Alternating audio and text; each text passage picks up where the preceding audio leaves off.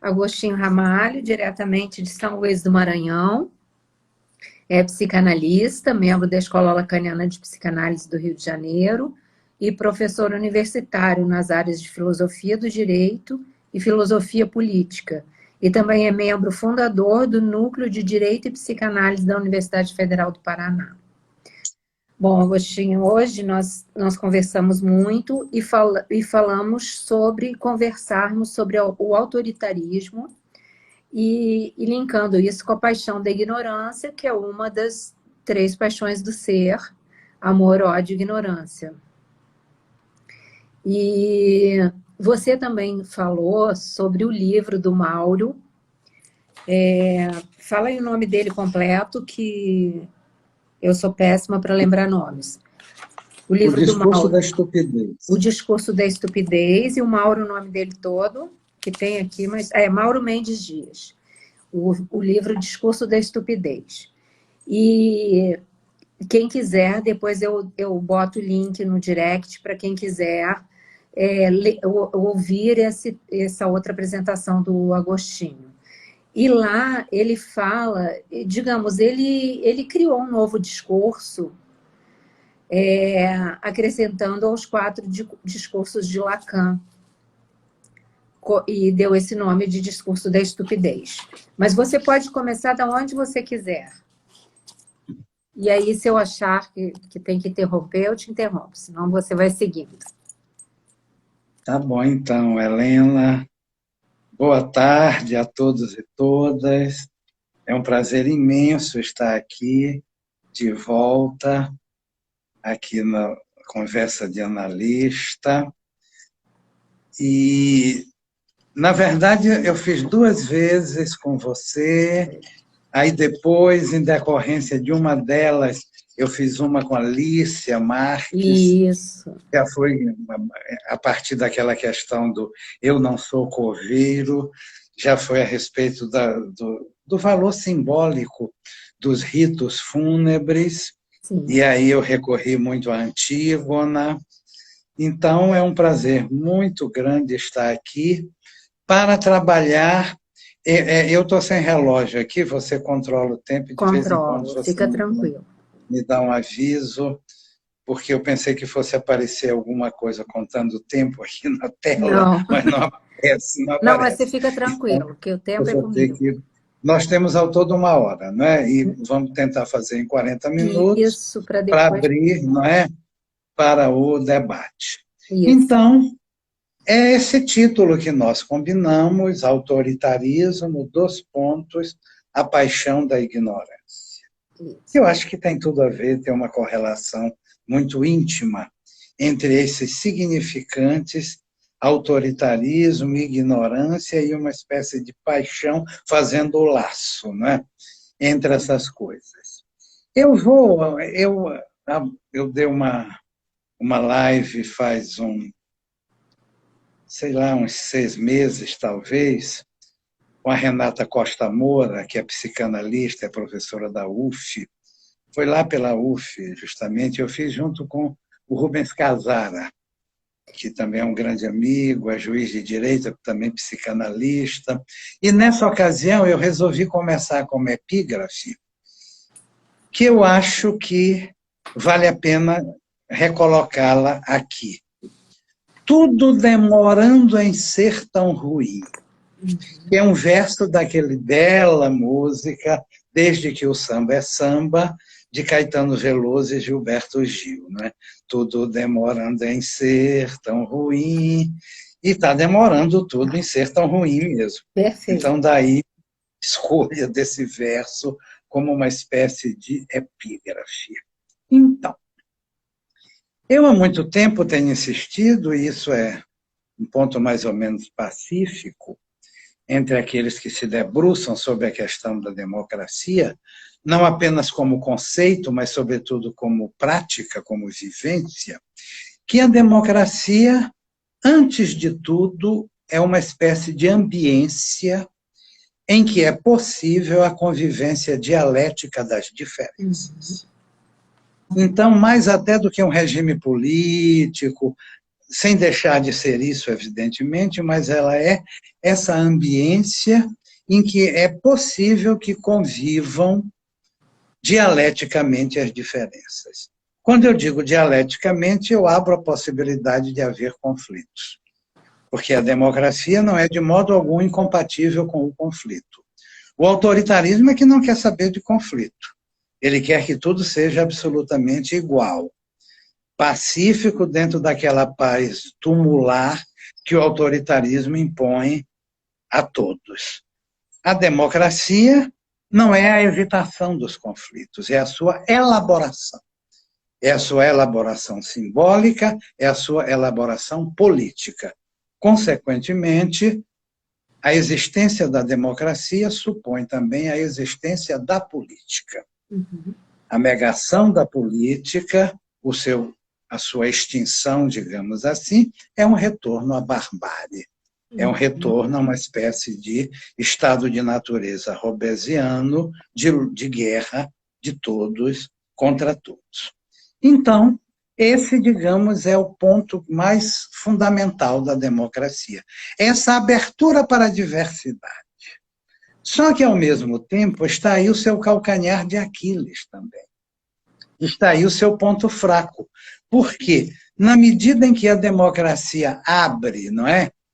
Para a liberdade de expressão, para a liberdade de pensamento, para a coexistência do diverso, ela se torna também um campo fértil para a infiltração de ideias e práticas autoritárias e fascistas, que se insinuam reivindicando justamente o direito à liberdade de expressão.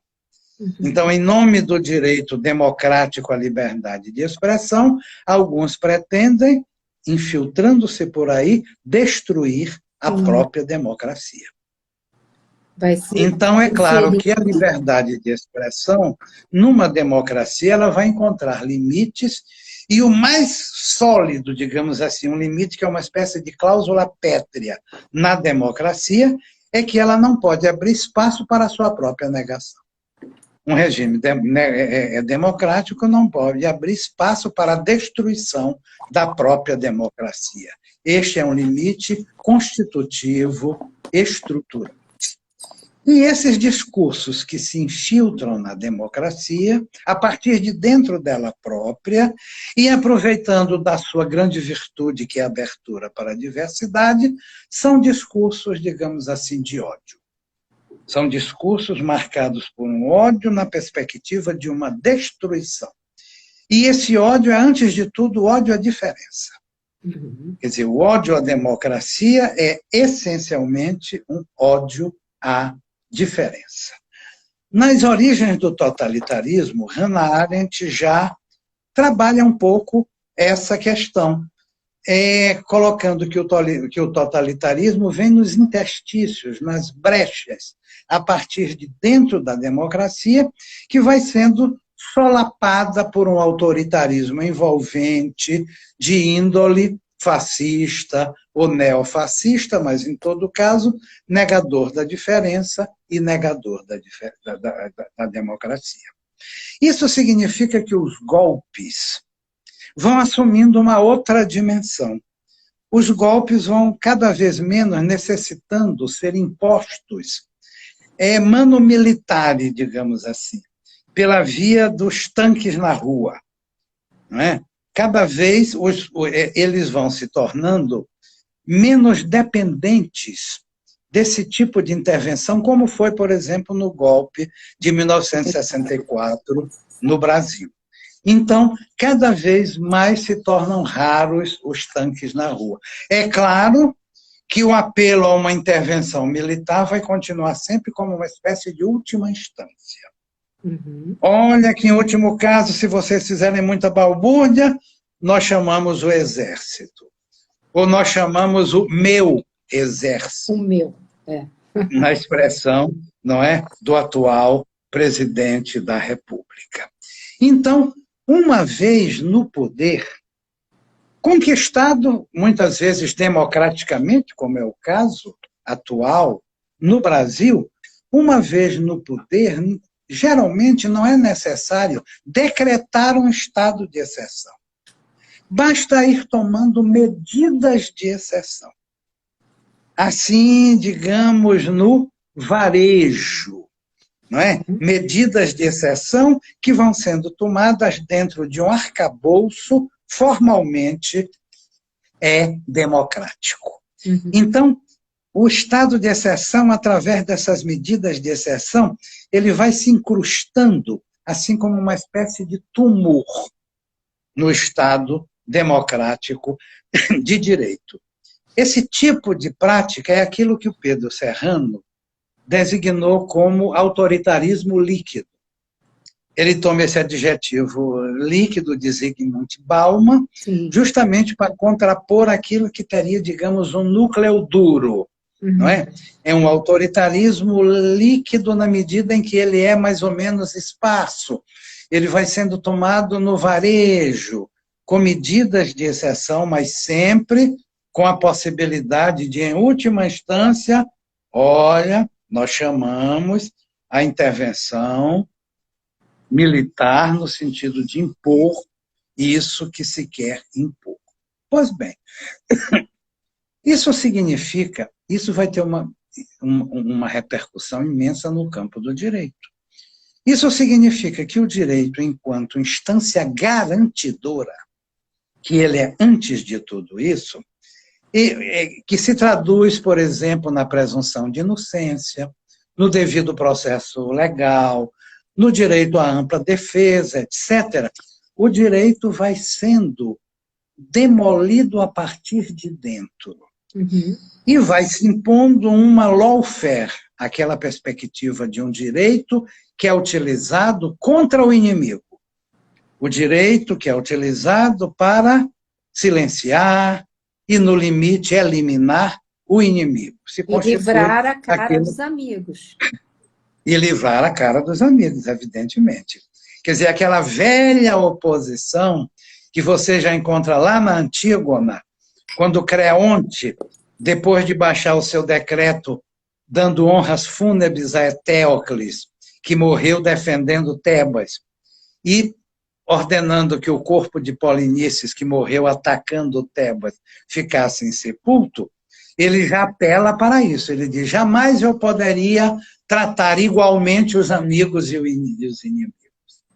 Então, é uma oposição antiga, que já se encontra lá, formulada nessa peça de Sófocles, e, na verdade, isso é muito anterior, isso existe desde que existe a humanidade, afinal de contas.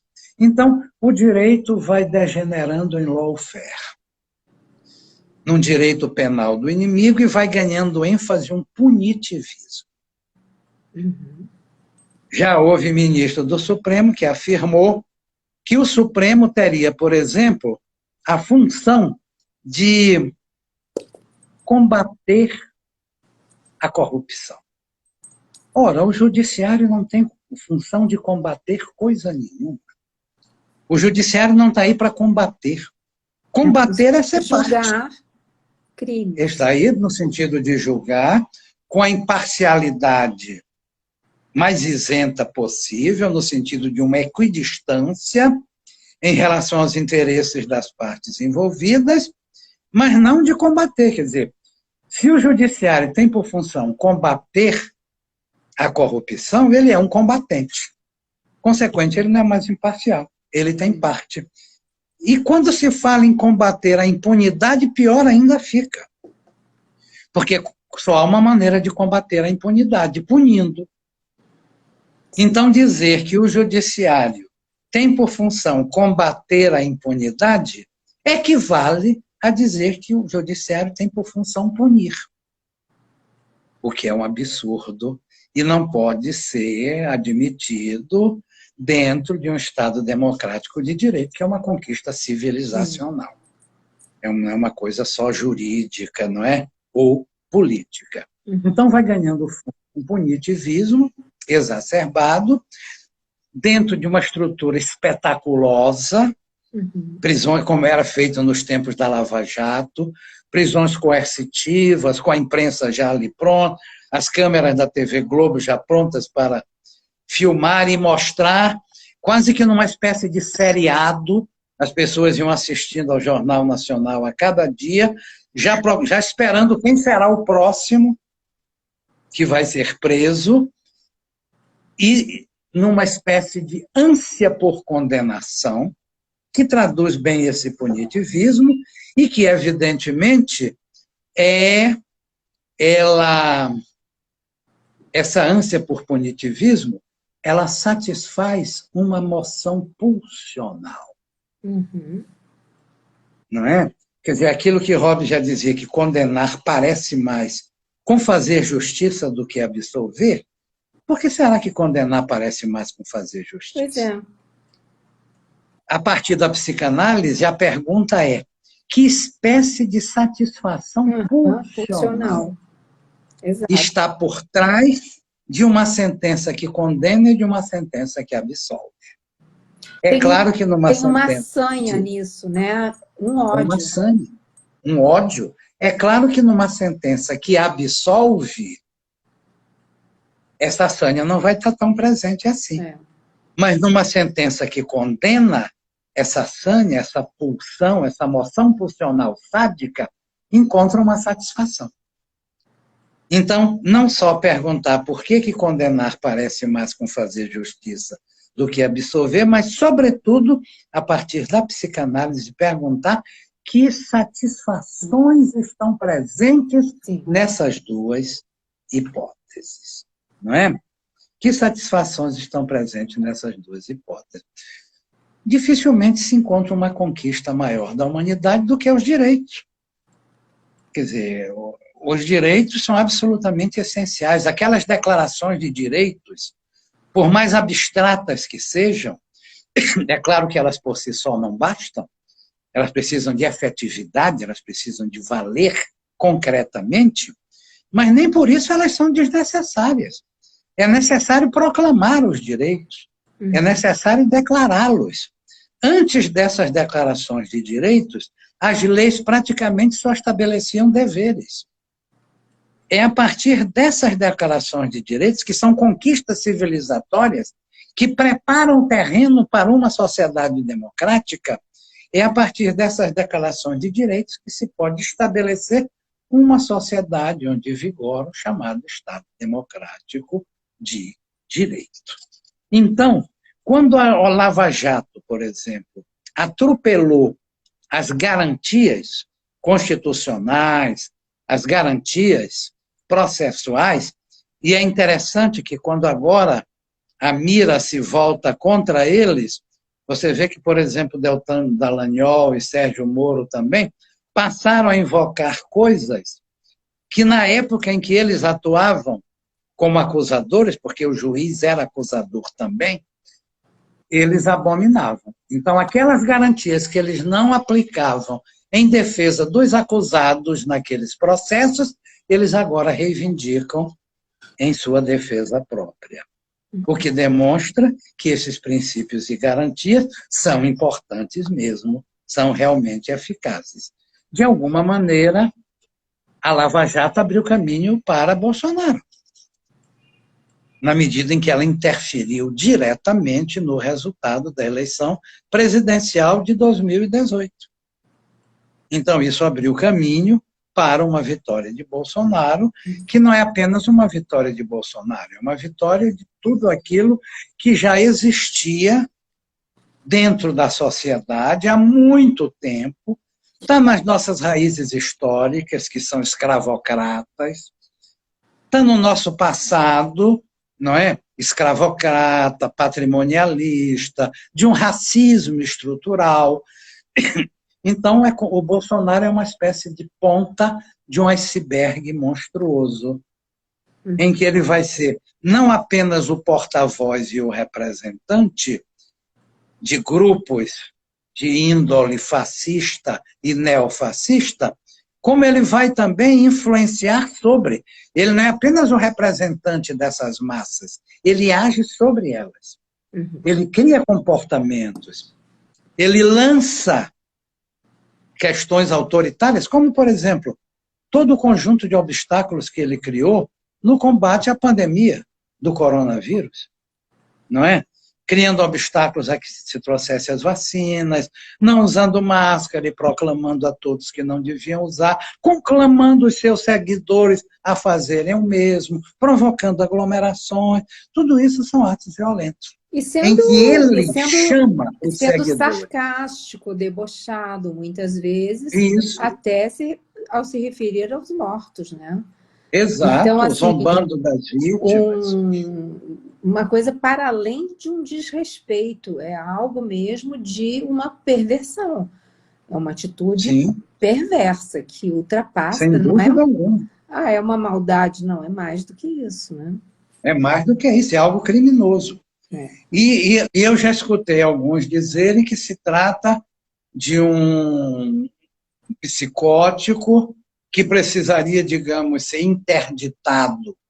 Eu discordo absolutamente disso. Isso seria uma espécie de álibi. Isso aí seria um álibi de inimputabilidade. Sim. Ele tem que ser responsabilizado penalmente, ele e seus cúmplices, e responderem todos pelos seus crimes. Na psicose, você tem outras questões, como a angústia na psicose, né? A angústia, Sim, há um medo de algo que a pessoa acredita e vê aquilo como real, aquilo é verdadeiro, e nada disso está presente nele. sim, Nem sim. angústia, nem delírio, porque não tem delírio ali, aquilo ali não é delírio. Não, E, é e, um, e o sim, psicótico sofre, na maioria das vezes sim, sofre. só. E ali não se vê sofrimento Nenhum, de nenhum, cidadão, absolutamente nenhum. nenhum, Ele não faz a menor retificação subjetiva. né?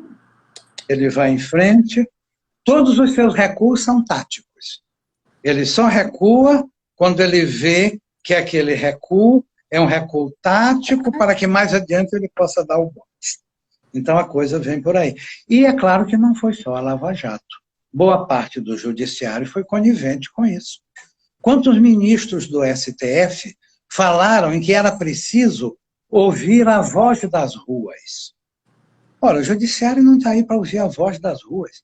Uma das características do judiciário é que ele é contramajoritário, ou seja, ele pode decidir contra a opinião da maioria, Sim, que, aliás, como você sabe, é uma opinião volúvel, sim. muda assim como o vento, não é?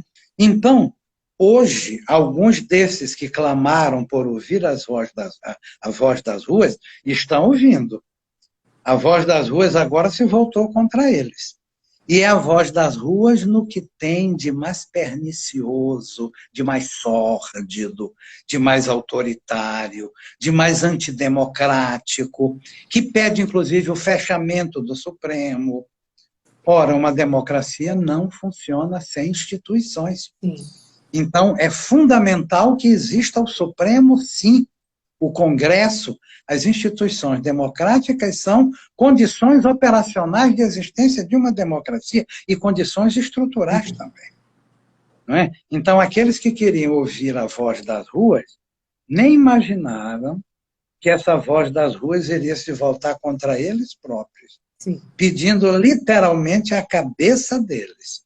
Eles ajudaram a chocar o ovo da serpente. Está aí. A serpente saiu do ovo, não é? E, na verdade, são várias serpentes.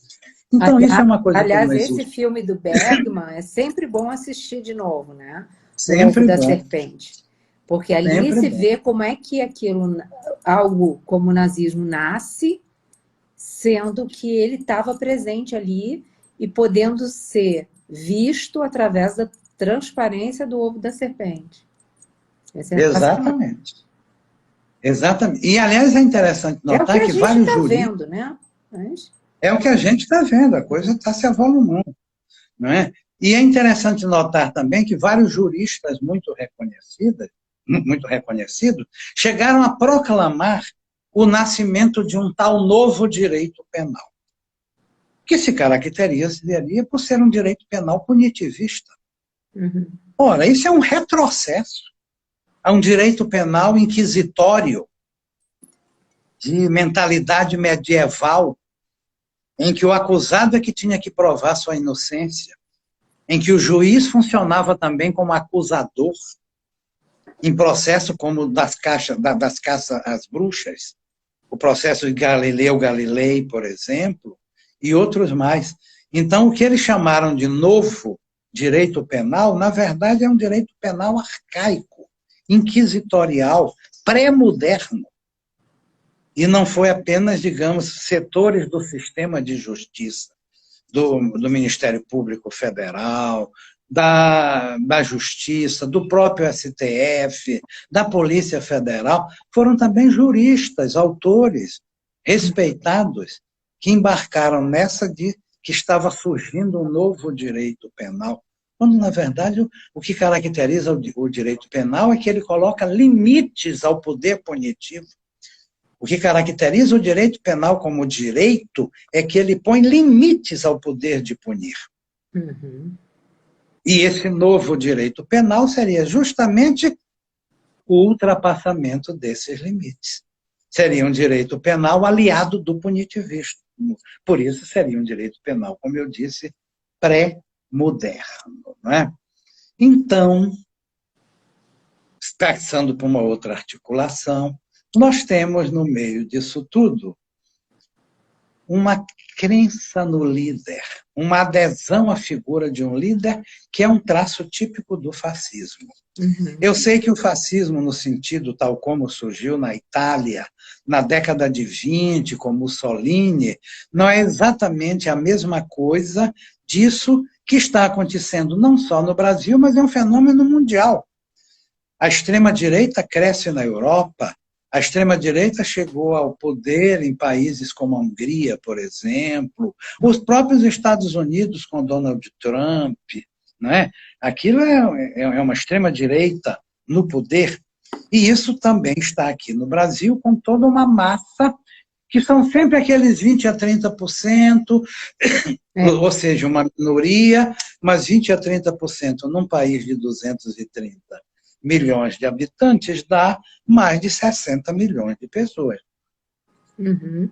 E pessoas que estão aí, sustentadas no apoio incondicional ao líder, faça ele o que fizer, ele vai ter o apoio dessas pessoas, que estão fanatizadas e, consequentemente, cegas e surdas, impermeáveis a qualquer argumento, a qualquer argumentação racional, a qualquer evidência factual, ao mais elementar bom senso, eles aderiram como quem adere a uma crença. No sentido que o Mauro diz no livro dele, é como se fosse uma seita. Eles constituem uma espécie de seita. E fazem essa adesão absolutamente acrítica. Eu queria até, assim, te falar que nós temos 10 minutos e eu não sei como é que você está naquilo que você anotou. Vai dar. Tá. Porque eu achava, assim, não sei se você vai falar disso, interessante falar sobre essa questão do discurso da estupidez, né?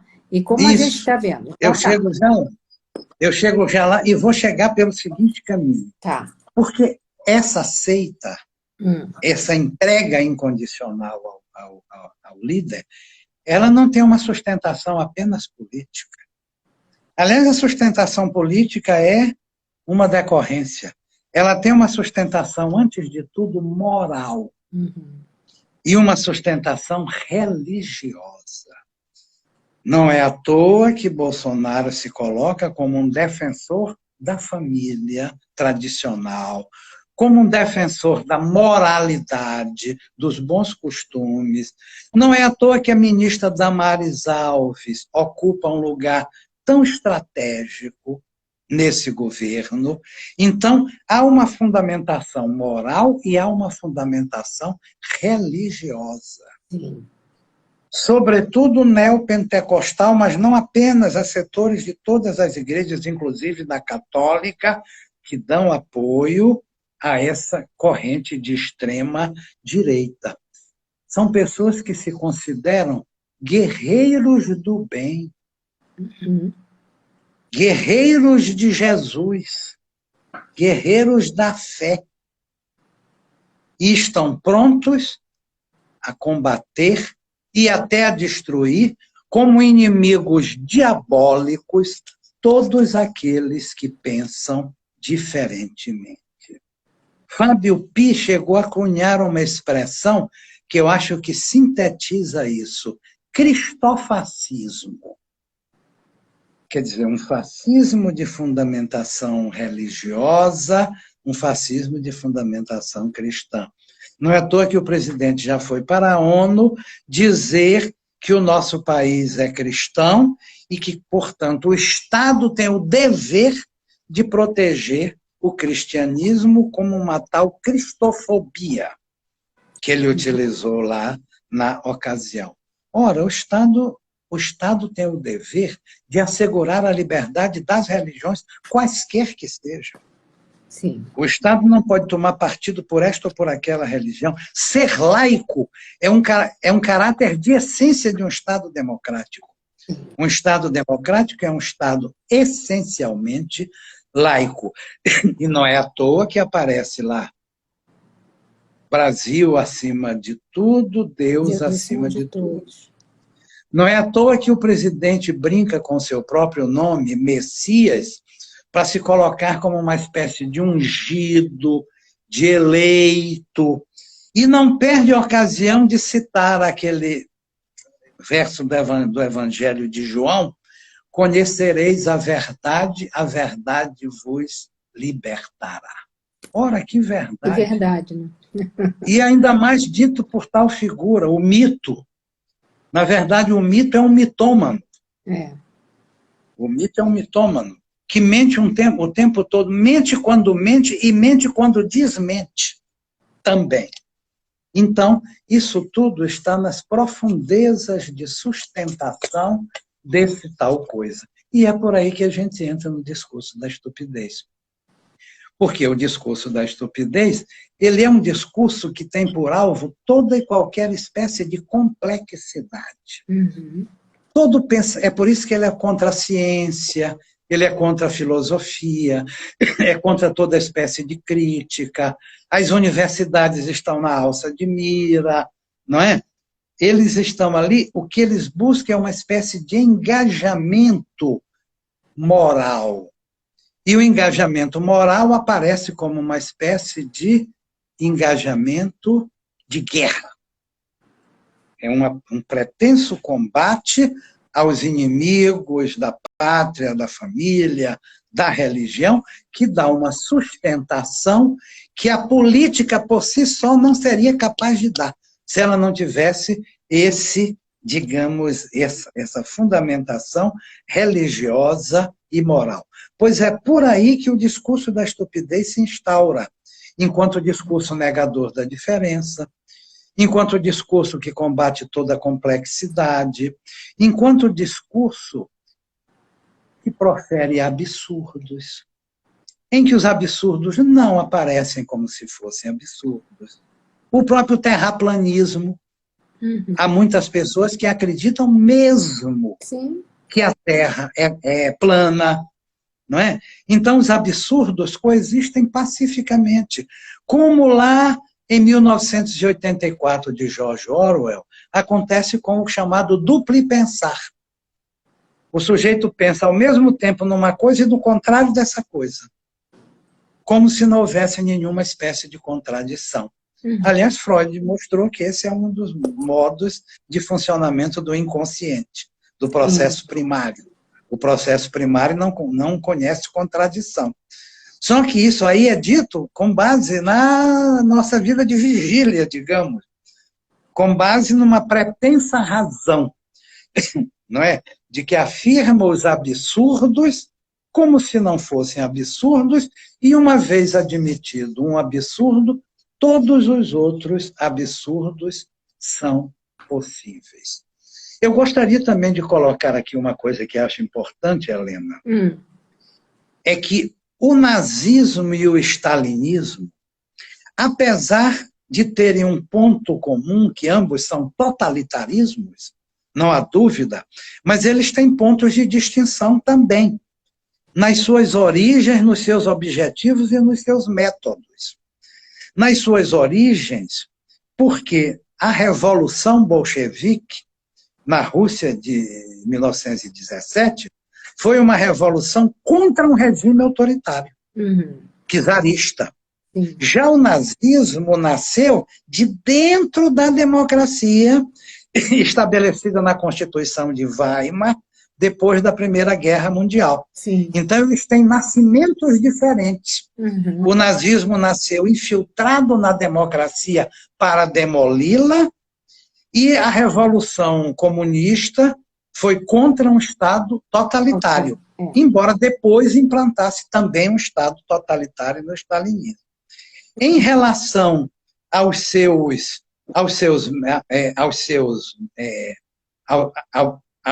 objetivos, o stalinismo ele visou a preservar o regime, custasse o que custasse. Então, no objetivo de preservar o regime, ele também adotou a premissa de que os fins justificam os meios. E aí também perseguiu, matou, criou campo de concentração, etc. e tal. Mas ele não teve, como o nazismo, aquele fundo racista, aquele fundo de destruir uma etnia, não é? De praticar deliberadamente o genocídio contra grupos étnicos. Então, eles têm em comum o fato de serem totalitarismos, eu não tenho dúvida. Mas nos seus objetivos, nas suas origens, eles são diferentes. Sim. Não sei se ficou claro, porque eu estou falando Ficou. Meio premido pelo tempo. Então, nem sempre as coisas saem. Inclusive, assim, a gente pensando nisso do genocídio e tal, tem a ver com o que nós falamos sobre o presidente atual como uma característica de uma perversão. É um ódio puro e simples que causou aquilo. Não é uma distorção mental, não é, é um ódio enraizado e esse ódio levou às ações. Pois é. Puro ódio de destruição. Exato. Não é à toa que das suas promessas de campanha, que na verdade eram muito mais ameaças do que promessas, uma sintetiza todas as outras. Vamos acabar com tudo isso que está aí. Pois estão acabando mesmo. Sim. Não é? Com o cinema, com o teatro, com a cultura, com as universidades, com a diversidade e por aí afora. Né? Já que eu falei de dois extremos, um de direita e outro de esquerda... Está na hora da gente abrir, tá? Tá, então eu vou só fechar isso aqui. Tá. É um erro colocar Lula e Bolsonaro como estando em dois extremos. De Bolsonaro, você pode dizer claramente que ele é de extrema direita. Mas nem Lula, nem o PT nunca foram de extrema esquerda. Nunca defenderam a ditadura do proletariado, por exemplo. Todos aqueles dogmas do chamado marxismo-leninismo, você não encontra nem nos discursos, nem nas práticas, nem de Lula, nem do PT.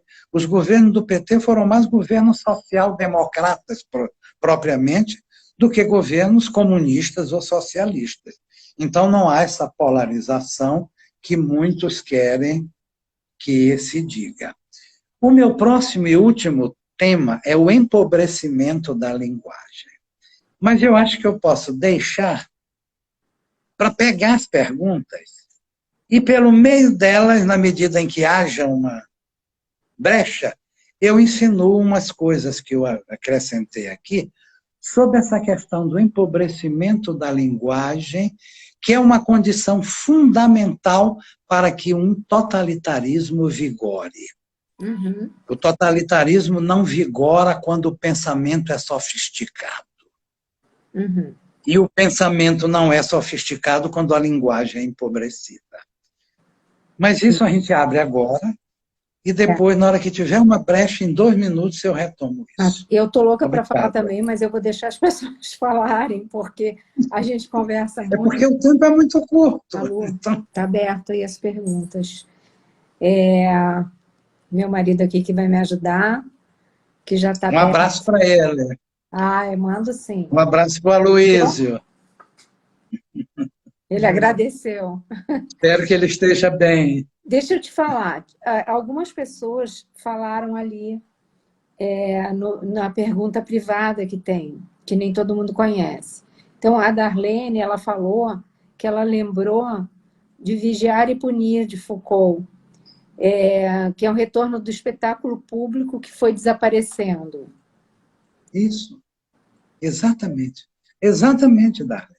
Aqueles espetáculos públicos, por exemplo, de queimar as bruxas, Exato. que quase sempre eram bruxas no feminismo, no feminismo, eram bruxas no feminino, realmente. As bruxas atuais a serem queimadas seriam as feministas, por exemplo, não é? Todo o espetáculo daquelas prisões, com as câmeras da TV Globo lá, aquelas conduções coercitivas. Condução coercitiva é quando o sujeito é convidado a ir e não se apresenta. Aí ele pode ser conduzido coercitivamente, mas o sujeito já era conduzido de cara coercitivamente.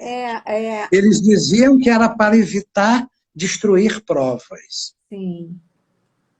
Era esse o argumento que era dado, né? Que era para evitar destruir provas. A Renata Mondelo, que também mandou ali pelo privado, ela falou que nesse autoritarismo líquido, o cidadão que errou, ele não é visto dessa maneira, mas como um inimigo político. Exatamente. Né? Como então, inimigo político. A gente falando do Lula, né? Ele não estava sendo julgado pelos erros, mas politicamente.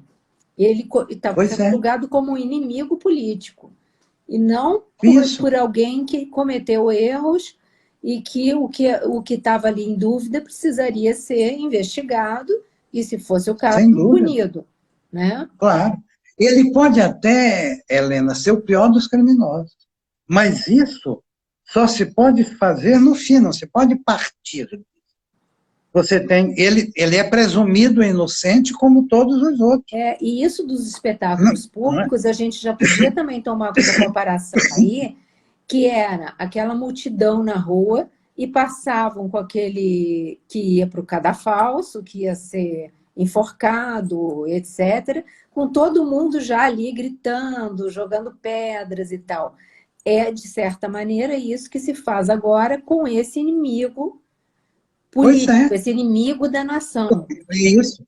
Porque se ele, por exemplo, cometeu crime, ele teria que ser julgado de acordo com o devido processo legal, com amplo direito de defesa. Durante esse tempo todo ele é inocente, porque a presunção de inocência não é considerar como se o sujeito fosse inocente. A presunção de inocência é que o sujeito é inocente até prova em contrário, mas prova segundo o devido processo legal, que nada disso foi usado. Então, foi usado um direito penal do inimigo, realmente. E por que essas multidões vão para a rua? Essas multidões não vão para a rua ovacionar quem acabou de ser inocentado, mas elas vão para a rua assistir as bruxas serem queimadas, não é? O sujeito ser guilhotinado lá no terror, depois da Revolução Francesa. Eu novamente lanço a pergunta: que tipo de pulsão encontra satisfação nesse tipo de espetáculo? Com certeza é uma pulsão sádica. Exato. Não dá para... assim, qualquer corrupto, que a gente até saiba que é corrupto, porque o cara tinha um padrão de vida e ficou milionário, etc. A gente tem vários indícios disso. Mas, assim, eu nunca me senti bem de ver as pessoas seguindo o carro e dando tapa no carro quando o cara vai preso, entendeu? Eu não vejo o que isso, que tipo de pulsão é essa, né? Que faz com que as pessoas vão lá ainda tentar jogar coisas no carro, bater no carro. Gente... É evidente que é uma pulsão de morte, enquanto pulsão de destruição provocando uma satisfação sádica. Satisfação Isso me sádica. parece mais ou menos óbvio. E Nem outra precisa coisa, argumentar em mais um defesa. pouco, e essas pessoas com paus e pedras, elas passariam ao ato. Claro, estão prontas para isso. Né? Estão prontas para isso. Bom, deixa eu continuar aqui com as perguntas. A gente vai fazer o seguinte, eu vou tentar fotografar as perguntas para depois eu poder mandar para o Agostinho, e fotografando a tela aqui. Natália, queria uma definição melhor da perversão que acomete o presidente, porque estrutura perversa não significa necessariamente maldade e crueldade. Verdade. Não significa. É verdade. Quando a gente fala de perversão como estrutura, a gente não está falando de uma pessoa má, mas muitas vezes uma que sofre também. Isso. A perversão aqui está mais naquele sentido da Verleumdung, que é o mecanismo constitutivo da perversão. É que se pode dizer assim, existe lei, vírgula, mas não é para mim. A questão fundamental da perversão está nessa vírgula e nesse mas. O perverso reconhece que há lei, mas essa lei é ele. É justamente o caso deste presidente. Ele é a lei. Ele próprio já disse, eu sou a Constituição. A gente ri. Pode ter declaração mais aberta. A gente Pode ter ri. declaração mais Não aberta. é para rir, gente. Não é para aí. Ele já não disse isso? Eu sou a Constituição. É isso que é a perversão. O sujeito é a lei. É a lei, exato. Ele não precisa ser cruel. No caso, ele é cruel também. Sim. Mas não precisa ser necessariamente. Esse elemento de crueldade, ele não faz parte necessária da estrutura perversa. Mas esse elemento de renegação, de desmentido, não é no sentido da Verleumdung, esse sim. O sujeito reconhece que há uma lei, mas essa lei não é para ele. Na verdade, essa lei não é para ele, porque essa lei é ele.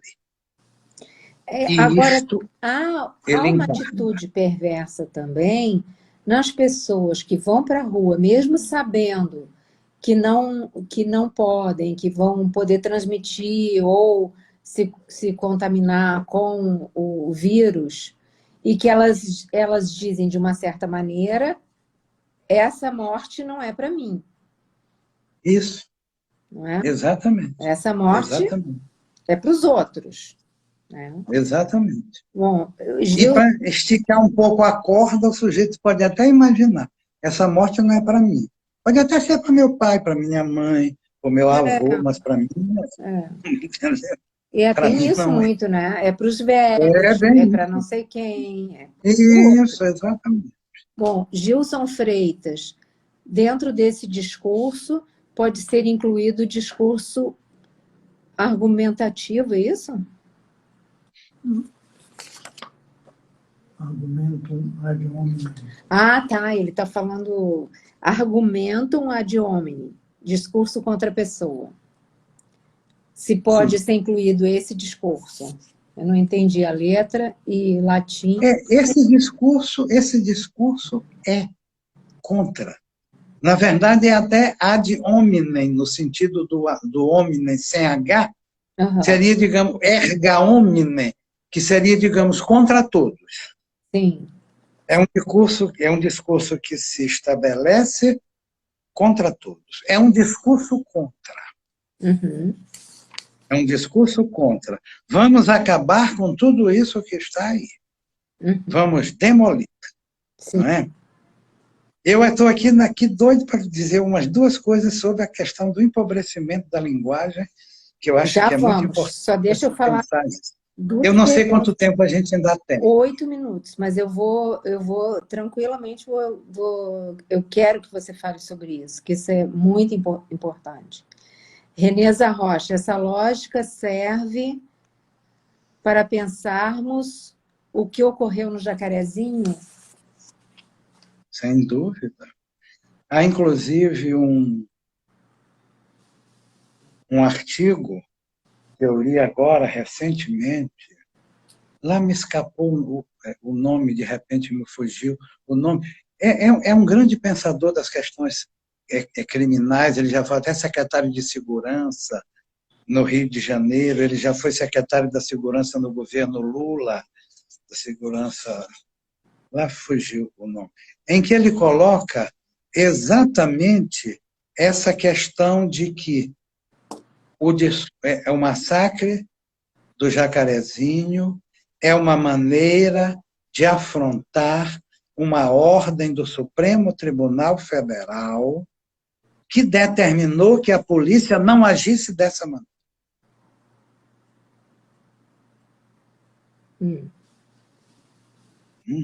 Soares, o Soares. É o que escreveu o livro também, não é? Pois é, até o livro me fugiu agora. Me fugiu o nome dele. Não sei se ele é Luiz Eduardo. Luiz Eduardo Soares. Parece que é Luiz Eduardo Soares. É uma figura super conhecida, que eu acho ele ótimo. Sim. Mas por esses lados, eu conheci ele pessoalmente. Peças que o inconsciente nos prega, acabou me fugindo o nome dele, justamente na hora H. Eu acho que é Luiz Eduardo Soares. Ele tem um artigo muito bom que foi divulgado, eu creio que ontem, eu recebi num grupo de WhatsApp, de que eu faço parte, em que ele faz uma articulação e diz que não é por acaso que Bolsonaro visitou o Rio de Janeiro há 2 ou 3 dias atrás. Então, seria uma forma, digamos, de fazer uma afronta ao Supremo Tribunal Federal. Uhum. Então, é uma tese que está aí levantada. Eu não posso afirmar que é mesmo ou não, mas é uma tese que tem a sua plausibilidade, digamos assim. Porque o Supremo está na alça da mira de todas as correntes fascistas e neofascistas que vão para a rua pedir ditadura militar, etc. e tal, fechamento do Supremo, e o presidente vai lá para o meio da massa apoiar, como já foi inúmeras vezes. Sim. Ou então sobrevoa de helicóptero dando a bênção. Agora tem aqui uma do Aloysio, a alusão a uma possível intervenção militar com que Bolsonaro costuma finalizar as pílulas de exceção que propaga nas redes sociais decorre de a ditadura estar no coração e na mente do presidente. E de muitos outros. Tá. Dentro e fora das Forças Armadas. Sempre que ele enaltece o coronel Brilhante Ustra, o mais sádico dos torturadores brasileiros, ocorre-me dizer... diz-me quem amas e direi quem és. Quem amas ou quem andas? Quem amas? Portanto, não apenas uma ameaça de golpe, mas pior, de infligir dor a quem se opuser. Isso. É isso. Lembra-te que no tempo da campanha ele falava de mandar o sujeito, no caso seriam os esquerdistas.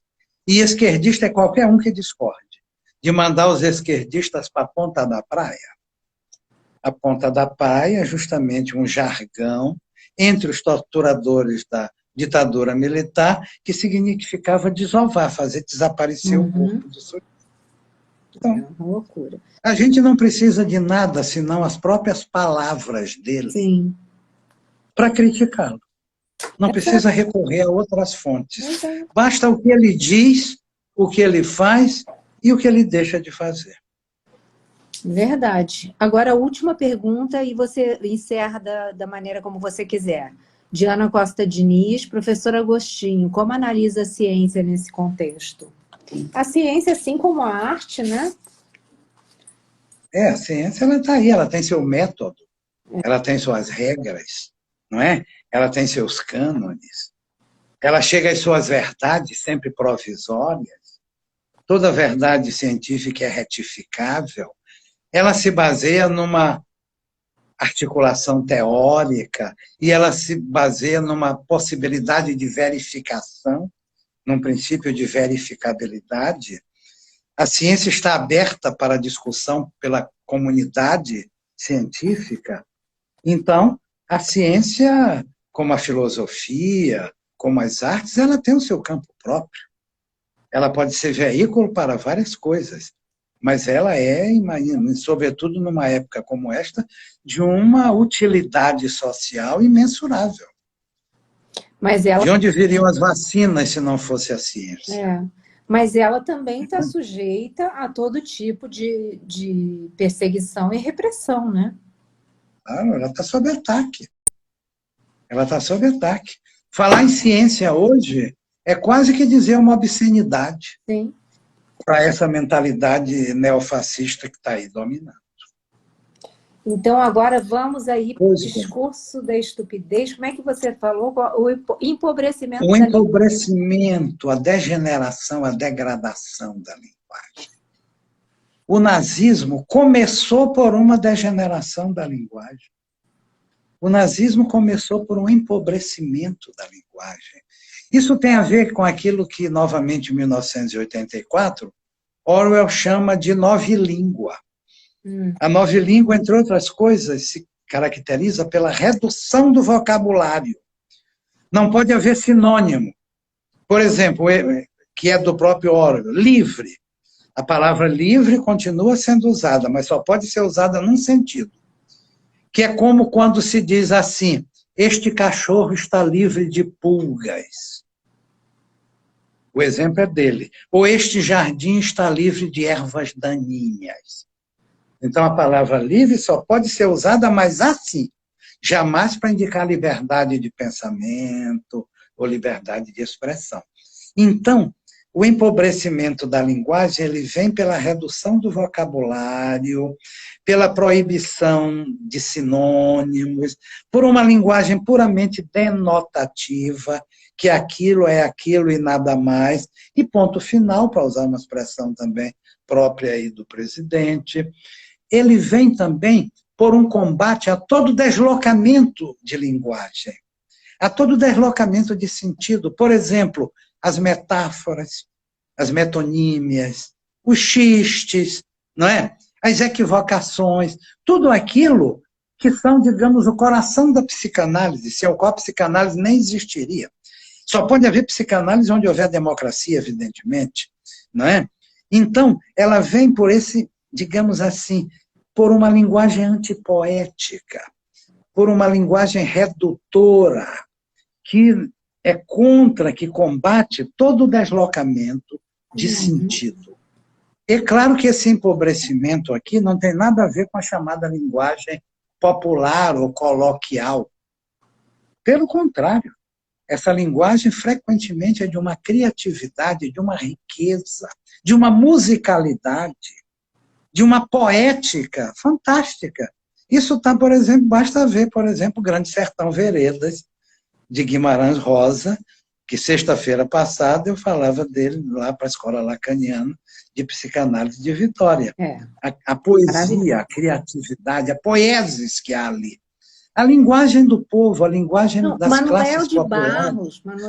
Manuel de Barros. Uma coisa linda. Aquilo que Elizabeth Bittencourt chama de analfabetos letrados. Isso. Que é uma expressão que ela cunhou a partir do que ela escutava do linguajar das mulheres camponesas do interior do Maranhão. Então, não é isso que é empobrecimento da linguagem. Pelo contrário, isso era uma linguagem extremamente rica. O empobrecimento está nisso que eu coloquei, de tentar aprisionar a linguagem, impedindo deslocamentos, metáforas, metonímias, empobrecendo o vocabulário e por aí afora, não é? Ora, olha só, se cortarem, a gente sai e entra de novo para as despedidas. Tá? Tudo bem. Vai ficar mais um pouquinho só, porque o Instagram... Porque é preciso gravar, não é? Aquilo que Roland Barthes diz na aula, que a língua é fascista, a língua é fascista. E ele esclarece, não é porque ela proíbe dizer, mas porque ela obriga a dizer. Isso requer um esclarecimento. A língua obriga a dizer o quê? Na verdade, a língua não obriga a dizer nada. Não se trata de o quê, se trata de como. A língua, na verdade, obriga... limita, né? A língua, na verdade, limita. Ela é não toda, não é possível dizer tudo. Exatamente. E é nisso que Barthes diz que a língua é fascista, no sentido de que a língua obriga a dizer, mas não é um conteúdo. ela limita uma forma de dizer. Sim. Principalmente, por exemplo, a sintaxe de colocação é um bom exemplo disso. Você não pode dispor as palavras em qualquer ordem, Uhum. porque aí ninguém entende nada. Eu posso pegar uma frase que me apareceu bem aqui, literalmente, verdade, crença, aceita, nasce como, forja, realidade. Ninguém entendeu nada. É uma frase que eu coloquei assim, a crença como nas seitas, literalmente, forja a verdade e a realidade. Dito nessa ordem, dito nessa colocação, faz sentido. Se eu altero violentamente essa colocação, ela não faz sentido. Então, a língua obriga a dizer no sentido de que ela nos dá certas formas, Uhum. que são, antes de tudo, formas lógicas. Eu vou cortar. Nada como a Peraí, eu vou sintaxe de cortar. colocação para exemplificar isso. Para mim, eu acho que eu já disse o que eu vinha dizer. Eu vou ler uma coisa que eu escrevia a partir do discurso da estupidez. Parte está no discurso do Mauro e parte é uma análise que eu fiz. Eu vou ler direto sem ficar citando, Uhum. depois, porque aí depois isso aí pode até ser traduzido como um artigo e ser publicado, as citações vão todas lá. Algumas coisas eu até já disse, mas como eu vou ler, vai, digamos assim, de uma maneira mais articulada, porque eu estava com muita pressa e meio angustiado por causa da pressa, querendo dizer muita coisa e com medo do tempo não dá.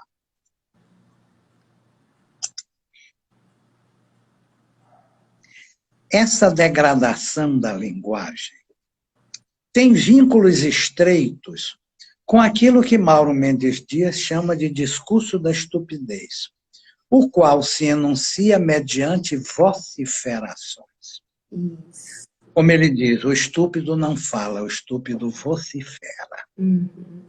Vocifera palavras de ordem, slogans, insultos, sarcasmos, não é? Repetem muito o discurso. O estúpido não ri, não faz ironias, nem autoironias. Esta última observação foi feita por Vladimir Safatli, Uhum. numa live sobre o discurso da estupidez, Eu já que ofereci foi feita pelo Safatli, por mim e pelo Mauro. Mauro. Eu já ofereci mandar o link para quem quiser, tá, gente? Ótimo. E o Safatli faz essa marcação de que o estúpido não é só que ele não faça ironia, ele não faz autoironia. Sim. Porque a autoironia significa o sujeito ter uma certa capacidade de retificação subjetiva. Sim. O estúpido zomba, debocha, escarnece. Esse discurso procura eliminar qualquer forma de complexidade do pensamento, reduzindo tudo a uma posição binária e maniqueísta, ou nós ou eles, ou certo ou errado, ou bem ou mal, esse maniqueísmo o tempo todo. É impermeável a qualquer argumentação lógica e evidência factual e até mesmo ao mais elementar senso comum. Converte verdade em certeza e cria uma espécie de realidade paralela em que vigoram absurdos. Numa estrutura análoga ao duplo pensar de que fala George Orwell em 1984. A crença, como as seitas, literalmente forja uma verdade e uma realidade próprias. Não interessa a realidade da verificação, mas apenas a da crença. Em suma, eles não pensam, acreditam. Os absurdos passam a constituir a relação dos homens com a realidade. Os absurdos criam a realidade. Abertas as portas do absurdo, franqueiam-se as comportas para qualquer absurdo possa ser compartilhado sem contestação. Qualquer coisa pode ser tomada como prova. O discurso da estupidez envolve a ideia de promover satisfação, diz o Mauro, porque ele promove uma satisfação. Daí o ódio à ciência, às universidades, às manifestações culturais e artísticas e a toda forma de pensamento. O sujeito se dissolve na massa, se anula, mas isso lhe dá um sentimento de pertencimento. Eu aqui até anotei uma passagem do Freud, na Psicologia das Massas e Análise do Eu, que eu não sei se seria o caso de ler. Eu leria em 3 minutos. Eu acho que dá para ler, né? Pode. É uma passagem antológica de Freud, aspas. Os sentimentos da massa são sempre muito simples e muito exaltados. Ela não conhece dúvida nem incerteza. Ela vai prontamente a extremos. A suspeita exteriorizada se transforma de imediato em certeza indiscutível. Um germe de antipatia se torna um ódio selvagem. Inclinada a todos os extremos, a massa também é excitada apenas por estímulos desmedidos. Quem quiser influir sobre a massa não necessita medir logicamente os argumentos. Deve pintar com as imagens mais fortes, exagerar e sempre repetir a mesma coisa. Como a massa não tem dúvidas quanto ao que é verdadeiro e falso, prossegue Freud, e tem consciência de sua enorme força, ela é, ao mesmo tempo, intolerante e crente na autoridade. Ela respeita a força e deixa-se influenciar apenas moderadamente pela bondade, que para ela é uma espécie de fraqueza. O que ela exige de seus heróis é fortaleza, até mesmo violência. Esse é o homem. Esse resolve. A massa quer ser dominada e oprimida, quer temer os seus senhores. No fundo, inteiramente conservadora, tem profunda aversão a todos os progressos e inovações e ilimitada reverência pela tradição, fecha as aspas. E como eu falei em duplo e pensar, eu vou fazer um outro paralelo com 1984.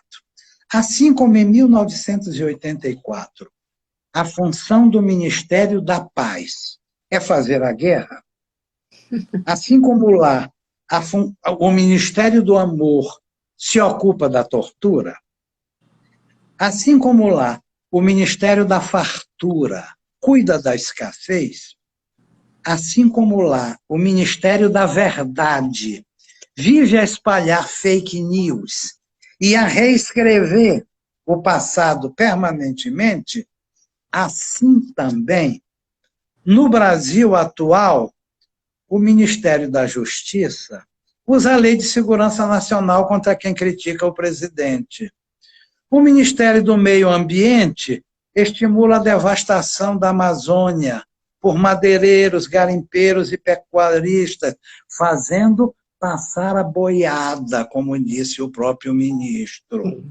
A Secretaria da Cultura censura exposições de arte, filmes e peças, tendo chegado a um clima verdadeiramente ontológico naquela cena de Roberto Alvim, mimetizando o discurso de Goebbels e montando uma cena exatamente igual, só que no discurso do Goebbels estava o Hitler atrás e no discurso do Alvim, na mesma posição, estava o Bolsonaro. E note que o Bolsonaro, no primeiro momento, aplaudiu. Só depois que ele foi muito pressionado, principalmente pela comunidade judaica, ele demitiu o ministro. Como o ministro não, o secretário, porque o Ministério da Cultura já tinha sido rebaixado a uma secretaria, o que por si só já é um discurso eloquente. E, para coroar as coisas, a FUNAI processa criminalmente indígenas que denunciam abusos cometidos por agentes governamentais. Dá para entender um daqueles lemas que Orwell coloca em 1984. Guerra é paz, liberdade é escravidão, ignorância é força. Dá para entender perfeitamente qual é o sentido de ignorância é força. E como tem força a ignorância, né? Ainda mais quando é uma ignorância narcisista, quando é uma ignorância orgulhosa de si, quando é uma ignorância que faz questão de se afirmar como ignorância, que constitui não um pensamento que se opõe a outro pensamento, mas um antipensamento que se opõe ao próprio ato de pensar. É essa ignorância, é essa paixão da ignorância. Aquelas paixões que o Lacan apontou, as paixões do ser, o ódio, o amor e a ignorância, é essa ignorância como paixão do ser, que está lá em 1984, ignorância é força, é essa que está levando a sua força bruta, cada vez mais no sentido de destruir o que de democracia, de direitos, de conquista civilizatória se conseguiu construir neste país, e não é apenas nele, porque esse fenômeno é internacional. Seria mais ou menos isso. Ótimo. Eu vou até ler aqui o agradecimento da Darlene, porque ela fala de uma maneira que fala por mim também. Muito obrigada por partilhar tantos significantes que nos permitem uma compreensão deste momento um tanto sombrio de nossa história. É isso, maravilhoso. Muito obrigada, Agostinho. Eu que agradeço, Darlene, por suas palavras tão generosas. E te agradeço muito, Helena. Já fico esperando a gravação, o link da gravação. Vou mandar. Eu creio que o Aloísio vai conseguir emendar uma coisa da outra para a gente ter um link só no YouTube. Disse, ele botou o recado aqui, vou tentar emendar. Ele já botou aqui antes de você falar. Maravilha, eu fico muito grato a ele, mando a ele um grande abraço e te agradeço de coração, Helena, por mais este convite que tanto me honra. Olha, foi espetacular. Depois, quem quiser, pode pedir aqui nos comentários do IGTV mesmo, o link esse papo entre Mauro, Safatli e Agostinho foi maravilhoso. É realmente muito bom da gente assistir. Recomendo fortemente, porque eu vou fazer isso, reler e ler quem não leu 1984, porque é um livro importantíssimo para esse momento. O filme O Ovo da Serpente, que são as coisas que eu lembro agora, e convido vocês aqui. Agora, o Conversa de Analista são 2 por mês, e eu estou fazendo por temas. Então, o tema de maio é a questão política, autoritarismo, como nós estamos vivendo nesse momento. Então, o próximo, dia 24 de maio, é com Robson Pereira, da POA, da Associação Psicanalítica de Porto Alegre, e ele vai falar sobre o escuro do nosso tempo, deixa eu pegar o nome aqui certinho. E a gente você falou sobre a linguagem popular, que ela não é uma linguagem da ignorância, ela tem poesia, você citou exemplos, eu na hora lembrei e não cortei você para falar, Emicida, que é o título da live com o Robson Pereira, é uma frase de uma música dele. É só na escuridão que se percebe os vagalumes. Escrito exatamente assim. É só na escuridão que se percebe os vagalumes. É preciso estar escuro para que a gente acenda luzes. 24 de maio, aqui, 16 horas, esperamos vocês. E tem ótima programação já para junho. Junho, Elizabeth Bittencourt e Fernanda Samico vêm falar sobre amor. Tá bom? Tá bom. Um beijo, Beijo, obrigado. obrigadíssimo. Eu que agradeço, é isso. Tá, mas a O gente volta essencial para é